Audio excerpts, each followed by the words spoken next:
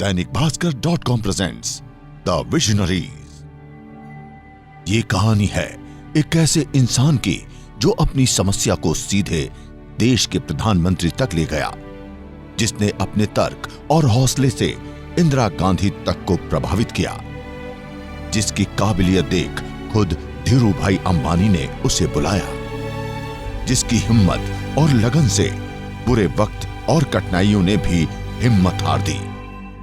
ये कहानी है उस इंसान की जिसने कुछ ऐसा किया जो हम में से कई की कल्पना से भी परे है।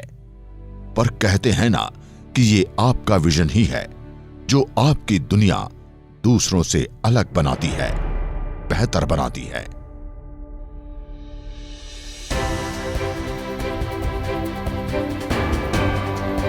The visionaries. Daulatram industries, serving the nation since 1973। सन 1973 में श्री सतीश नाथ शर्मा द्वारा शुरू की गई दौलतराम इंडस्ट्रीज आज एक पहचान बन चुकी है। एक छोटी सी यूनिट और चंद कर्मचारियों के साथ शुरू हुई दौलतराम इंडस्ट्रीज आज 5 शहरों में 7 मैन्युफैक्चरिंग यूनिट्स के साथ इंडियन रेलवेज के प्रिफर्ड वेंडर्स में से एक है। अपने कस्टमर्स के विश्वास और भरोसे के साथ दौलतराम ग्रुप ने डायनामिक ब्रेकिंग रजिस्टर सिस्टम के साथ साथ कई अन्य क्षेत्रों में भी अपनी एक अलग पहचान बनाई है। 40 साल से भी ज्यादा की इस सक्सेसफुल जर्नी के पीछे हैं हमारे आज के विजनरी श्री सतीश नाथ शर्मा।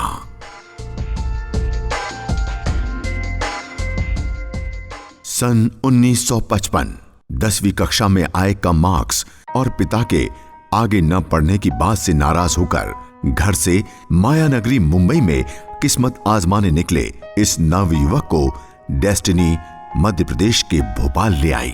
मेरा जन्म स्थान जो है जीरा डिस्ट्रिक्ट फिरोजपुर पंजाब में हुआ और मैंने मैट्रिक तक जो 10वीं पास वहाँ की, लेकिन वाकयाबंश मेरी मार्क्स जो है बहुत कम आए और पिताजी ने मेरे सोचा कि मैं आपको जो है एक पटवारी या तहसीलदार या कोई क्लर्क एलडीसी बनवा दूँ, लेकिन मुझे ये उनकी ये भावना अच्छी नहीं लगी।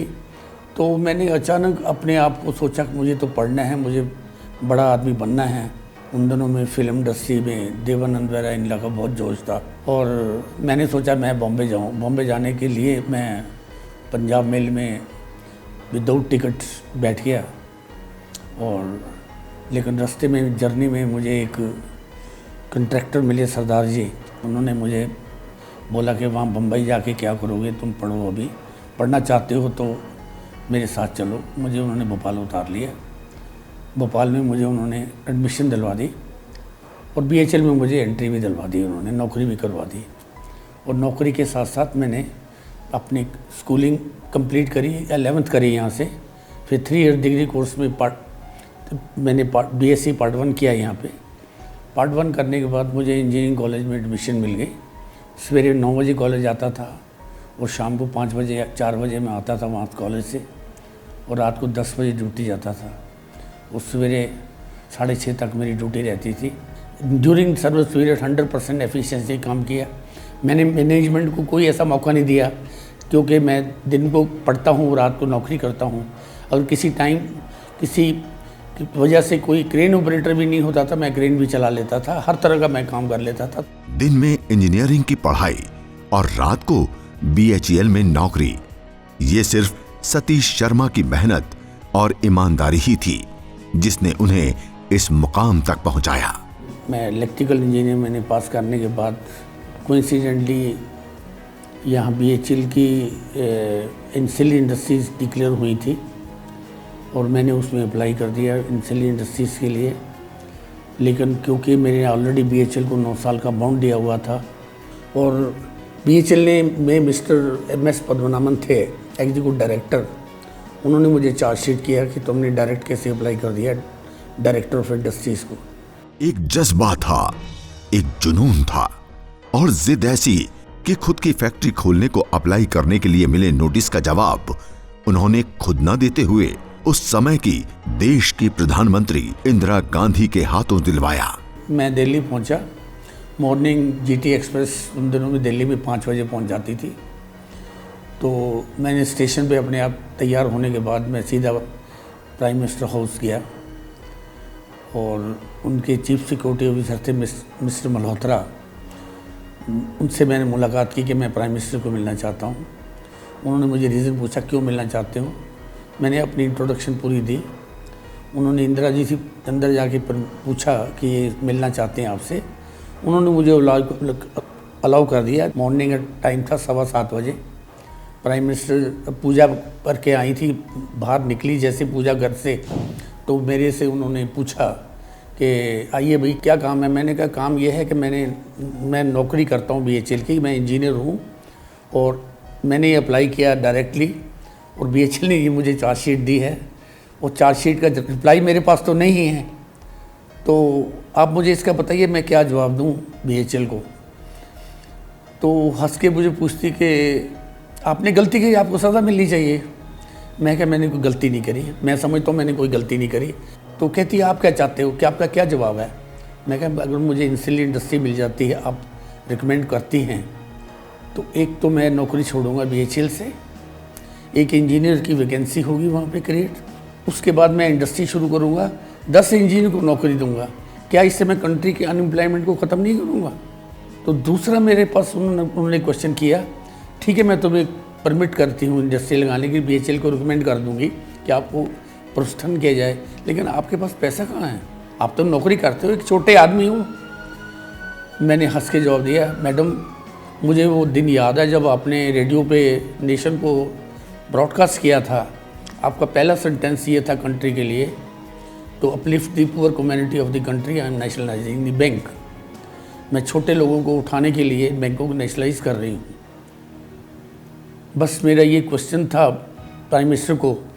प्राइम मिनिस्टर ने एकदम तुरंत जो है मुस्कुराई और मुस्कुरा के इमीडिएटली सेक्रेटरी को इंस्ट्रक्शन दिया कि अब मनोहर चौधरी को फ़ोन लगाइए, मेरी बात कराइए। चौधरी जी उन दिनों में मनोहर चौधरी थे इंडस्ट्रियल मिनिस्टर, उनको उन्होंने इंस्ट्रक्शन दिया I am sending so and so person, please help him. उसके बाद मैं चौधरी से मिला, चौधरी जी ने फिर मेरी पूरी हेल्प करी और मुझे पैसा भी दिलवाया एज ए सब्सिडी और इंसुलिन इंडस्ट्री मिलाई, मेरा बॉन्ड भी वेव ऑफ हुआ। That was the turning point of my life on that day.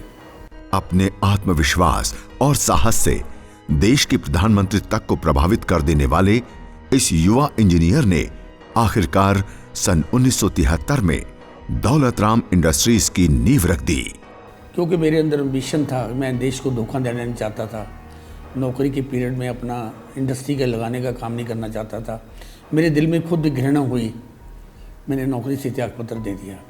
मैंने ये सोचा नहीं कि मेरे नौकरी छोड़ने के बाद मैं खाऊंगा क्या, क्योंकि उद्योग तो लगा नहीं था, लेकिन सोचा कि अगर मैं नौकरी करता रहूँगा मेरी इंडस्ट्री में लेट हो जाऊँगा। तो आपको सुन के खुशी होगी, जनवरी 1973 में मैंने ये उद्योग स्टार्ट कर दिया। बल्लियाँ लेके मैंने बोगदा पुल से शीट डाल के एक मशीन लेके आया पहले, और ये फैक्ट्री बल्लियों से टाट पट्टी से शुरू हुई है। कई मुश्किलों और बेहद कठिन परिस्थितियों से जूझते हुए सन 1984 से सन 1990 तक दौलत राम इंडस्ट्रीज ने भारतीय रेलवे के लोकोमोटिव इंजन्स के पार्ट्स बनाना जारी रखा। परंतु सतीश नाथ शर्मा के लिए बिजनेस का बेहद अहम मुकाम तब आया जब उन्होंने कई बड़े नामों और मल्टीनेशनल कंपनीज को पीछे छोड़ते हुए भारतीय रेल के लोकोमोटिव इंजन्स के डायनामिक ब्रेकिंग रजिस्टर बनाने का कॉन्ट्रैक्ट हासिल किया। ये डायनामिक ब्रेकिंग रजिस्टर जो है ऐसा है, उस एनर्जी को जब ब्रेक लगाते हैं, एक 100 की स्पीड को वो जो है 25 या 30-20 में ले आता है with in few seconds. Then we can apply the mechanical brake, क्योंकि ये सेफ्टी आइटम है। रेलवे इसलिए कोई रिस्क लेना नहीं चाहती थी। उन्होंने पहले मुझे एक डेवलपमेंट ऑर्डर दिया, उसको उन्होंने 1 साल तक चलाया। चलाने के बाद मुझे फिर उन्होंने बल्क शुरू किया। आज दौलत राम इंडस्ट्रीज के प्रोडक्ट बुके में डीजल वह इलेक्ट्रिकल लोकोमोटिव इंजन्स के लिए कई तरह के braking system, air conditioner system for passenger और ड्राइवर कोचेस के साथ ही कई अन्य प्रोडक्ट भी शामिल हैं। महज चंद कर्मचारियों और एक छोटी सी यूनिट के साथ शुरू हुई दौलत राम इंडस्ट्रीज आज 400 से ज्यादा एम्प्लॉइज और मैन्युफैक्चरिंग यूनिट्स के साथ एक खुशहाल परिवार है। मुझे यहाँ 40 साल हो गए। सतीश नाथ जी शर्मा जी ने हमको सब कुछ अपने हाथों से काम सिखाया और हमारे कंधे से कंधे मिलके उनने काम किया है। वो कभी भी लोगों को एम्प्लॉयज़ जैसे नहीं रखते हैं, वो फैमिली मेंबर, उनकी बेटे हैं, उनकी भाई हो, इस हिसाब से वो प्रोत्साहन देते रहते हैं। प्रधानमंत्री जवाहरलाल नेहरू के साथ लेथ मशीन पर काम करते इस नवयुवक से लेकर अपनी नेक्स्ट जनरेशन को गाइड करते हुए श्री सतीश नाथ शर्मा आज भी उसी लगन और ईमानदारी से अपने लक्ष्य में जुटे हुए हैं। मैंने जो मेन चीज़ें देखी अपने फादर में, that is a simplicity and multiple agendas के साथ उनका वर्कलोड, जिस हिसाब से वो उसको टैकल करते थे, that is the main thing and वही मैं अपने अंदर अडॉप्ट करना चाहता हूँ उस चीज़ को। आगे के 5 साल में मैं इस कंपनी को अपने फादर के पैटर्न के साथ एंड साथ में मेरी जो टीम है उन सब के साथ मैं एक टॉप 5 वेंडर की लिस्ट में देखता हूँ और मैं देखना चाहूँगा और मैं पहुँचाऊँगा उस चीज़ को। देखिए, मैंने उनको कभी लैपटॉप पे काम करते नहीं देखा, मैंने उन्हें कोई आईपैड यूज़ करते नहीं देखा, लेकिन इतना मैं चैलेंज कर सकता हूँ कि आप कितने ही पावर पॉइंट प्रेजेंटेशन बना लीजिए, कितना ही कुछ कर लीजिए, अल्टीमेटली उसका विदिन 120 सेकेंड्स अगर कोई एनालिसिस देना हो, उसका जिस्ट निकाल के देना हो बड़ी बड़ी बातों का, तो वो दे देते हैं। सचमुच श्री सतीश नाथ शर्मा की लाइफ जर्नी सभी को इंस्पिरेशन देने वाली है। साथ ही अपने लक्ष्य के लिए हर मुश्किल को पार करने और निरंतर आगे बढ़ते रहने की सीख देती है। अपने विजन और मेहनत से सफलता के नए मुकाम पर पहुंचे हमारे आज के विजनरी श्री सतीश नाथ शर्मा को हमारा सलाम।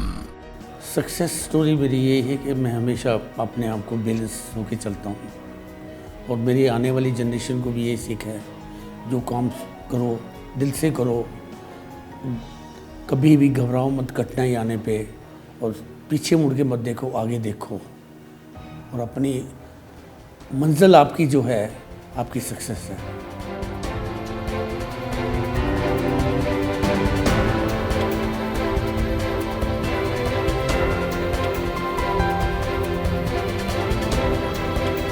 The Visionaries।